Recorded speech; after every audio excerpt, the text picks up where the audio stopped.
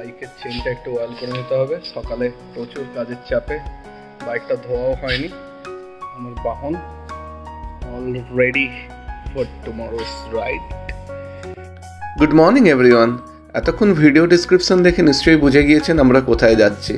হ্যাঁ, আমরা চলেছি আমাদের মনসুন রাইডে কেওনঝড়, যেটা আমাদের বাড়ি থেকে প্রায় 363 কিলোমিটার দূর।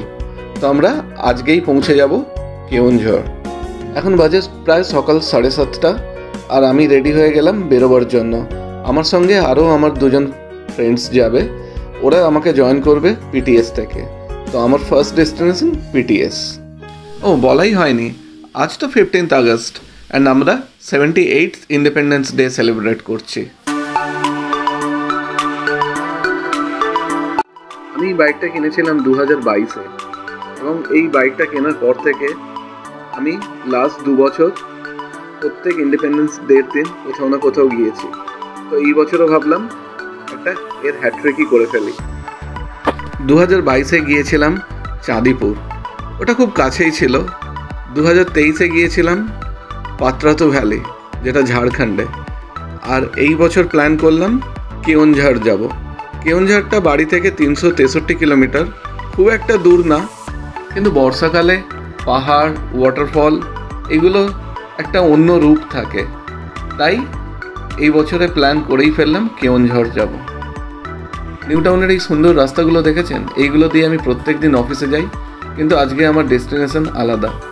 মা ফ্লাইওভারে উঠে দেখলাম আমি একা না, আমার মতো আরও অনেকেই ন্যাশনাল ফ্ল্যাগ লাগিয়ে চলেছে কোথাও না কোথাও, এবং বেশিরভাগই দেখলাম রয়্যাল এনফিল্ড। তো ভালোই লাগছিল যে আজকের দিনটা একটু অন্যরকমভাবেই সবাই সেলিব্রেট করতে প্ল্যান করেছে। কোলাঘাট পৌঁছে গিয়েছি এখন আমরা। ঘড়িতে বাজে 10:16। ধীরে ধীরেই যাচ্ছি, তাড়াহুড়ো করে।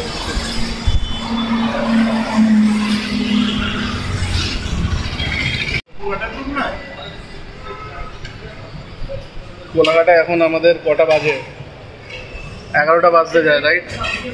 এরপর আমাদের নেক্সট ব্রেক হচ্ছে খড়গপুর। সকালে উঠে এখন আমরা চা খাচ্ছি, ফার্স্ট ব্রেক। পুরো রাস্তাটাতেই বৃষ্টি, সব লন্ডভন্ড, গোপ্রোতে কিছুই তুলতে পারিনি।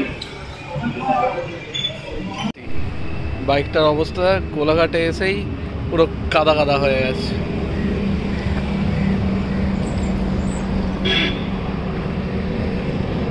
এই হোটেল অন্নপুর থেকে আমরা ব্রেকফাস্ট করেছি।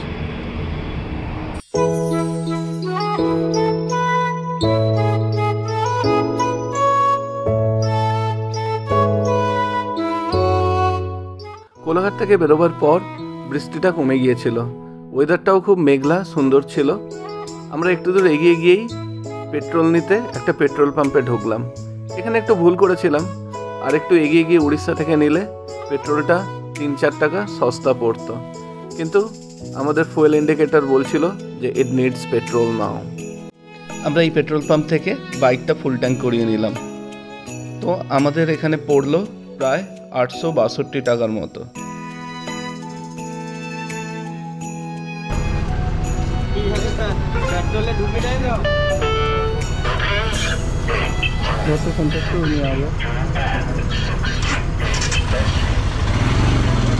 তেল ভরে আমরা এখান থেকে বেরিয়ে পড়লাম।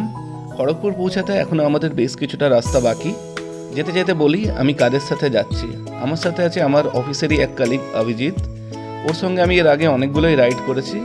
আর আছে আমার আর একজন ফ্রেন্ড সৌরভ, ও হচ্ছে একজন স্কুল টিচার, ওর এই প্রথম কোনো বাইক রাইড। কোলাঘাট থেকে খড়গপুর আমরা খুব তাড়াতাড়ি পৌঁছে গেলাম। এটা প্রায় 70 কিলোমিটার রাস্তা, কিন্তু আমাদের ঘন্টাখানেকই সময় লেগেছিল। এই খড়গপুরে পৌঁছে আপনাদের বাঁদিক নিতে হবে মুম্বাই রোড NH49, আর সোজা চলে গেলে হচ্ছে বালাসোর হয়ে আপনি ভুবনেশ্বর চেন্নাই পৌঁছে যাবেন। তো আমরা এখান থেকে বাঁদিক নিলাম towards Kharagpur town and which is NH49।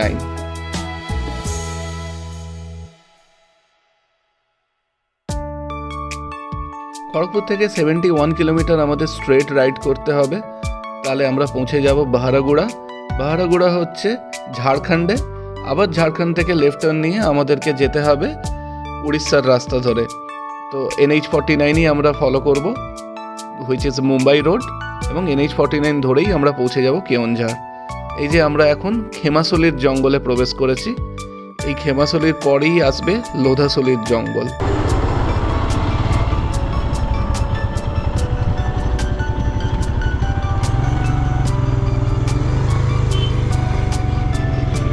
Bike এমনি তো ওদিকে রাস্তা নেই তো, পাশ দিয়ে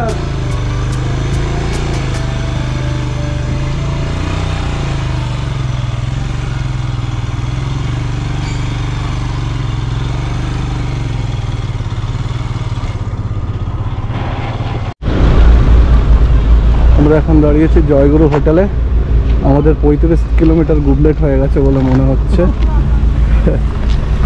এখন আমরা ঠিক লোধাসলি থেকে একটু আগে, এখান থেকে টোটাল ডিস্টেন্স দেখাচ্ছে 215 kilometre to Keonjhar hotel Raghunath.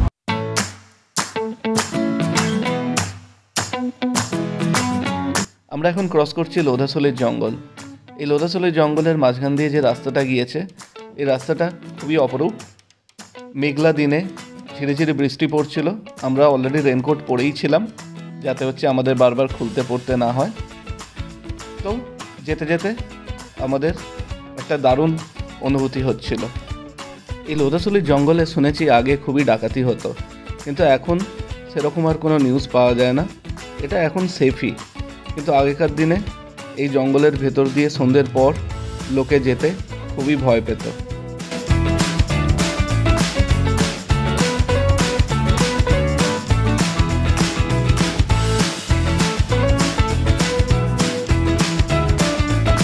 বাহারাগুড়া পৌঁছাবার পর গুগল ম্যাপ আমাদের একটা সুন্দর গ্রামের রাস্তায় ঢুকিয়ে দিল। কেন? কারণ কি, টু অ্যাভয়েড টোলস। গুগল ম্যাপে ভুল করে আমাদের অ্যাভয়েড টোলস অপশানটা চেক ইন করা ছিল, এবং তার জন্যই গুগল ম্যাপ ঘুরিয়ে আমাদের টোলটা অ্যাভয়েড করিয়ে আবার মেন রাস্তায় নিয়ে এসে ফেললো। 5-6 কিলোমিটার এক্সট্রা যেতে হলো, বাট দ্যাট ইজ ওকে। ওই গ্রামের রাস্তাটা ভালোই ছিল। এ দেখুন, যেতে যেতে অলরেডি পাহাড়ি রাস্তার দেখা আমরা পেতে শুরু করেছি। আমরা এখন উড়িষ্যার ভেতরে অলরেডি প্রবেশ করে গিয়েছি আবার।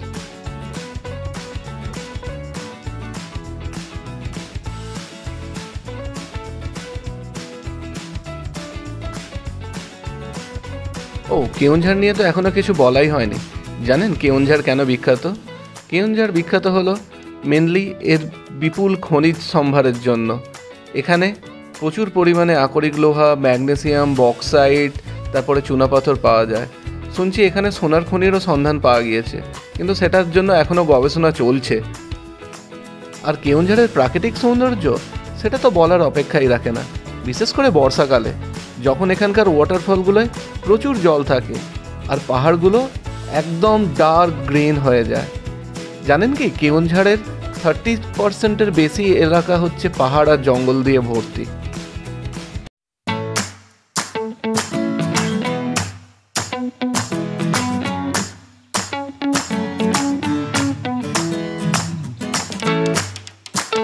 আমরা পৌঁছে গেছি বারিংপোষি। বারিংপোষির চারপাশটাও খুবই সুন্দর। এখানে পৌঁছেই বৃষ্টি শুরু হলো এবং তার সঙ্গে শুরু হলো পাহাড়ি রাস্তা। আমাদের অনেকটাই পাহাড়ের ওপরে উঠতে হবে এবং জিগজ্যাগ রোড কভার করতে হবে। ওঠার সময় রাস্তাটা খুবই ভালো ছিল, কিন্তু কিছু দূর যাওয়ার পরেই রাস্তাটা একদম সরু হয়ে গেল, আর দুই দিক থেকে NH49-এর সমস্ত বড় বড় ট্রাকগুলো এসে আমাদের রাস্তা জ্যাম করতে লাগলো।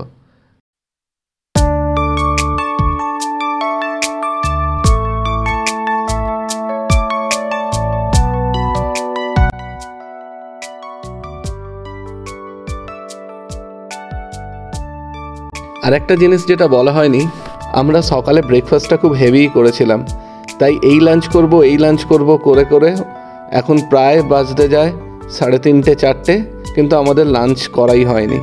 সৌরভ খুবই আপসেট ছিল, কারণ ও টিচার মানুষ, ও প্রত্যেক দিন নিয়ম মাফিক লাঞ্চ করে, কিন্তু আজকে ওকে আমরা লাঞ্চ করার কোনো সুযোগই দিইনি।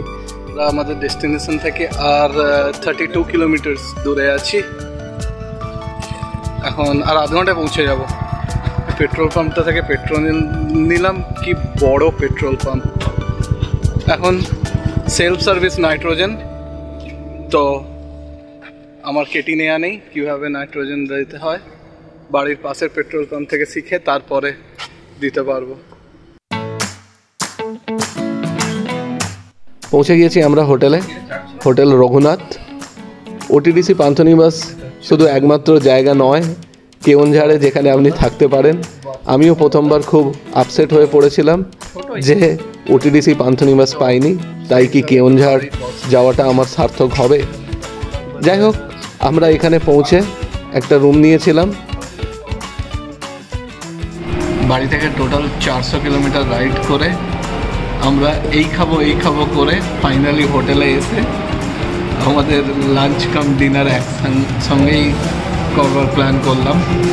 এবং এখানে একটা হোটেলের পাশেই একটা রেস্টুরেন্ট ছিল, হোটেলে কোনো কিচেন সার্ভিস ছিল না, তাই আমরা এখন হোটেল রঘুনাথের পাশে হোটেল শ্রী বলে একটা রেস্টুরেন্ট, তো ওখানে ডিনার করতে ঢুকেছি।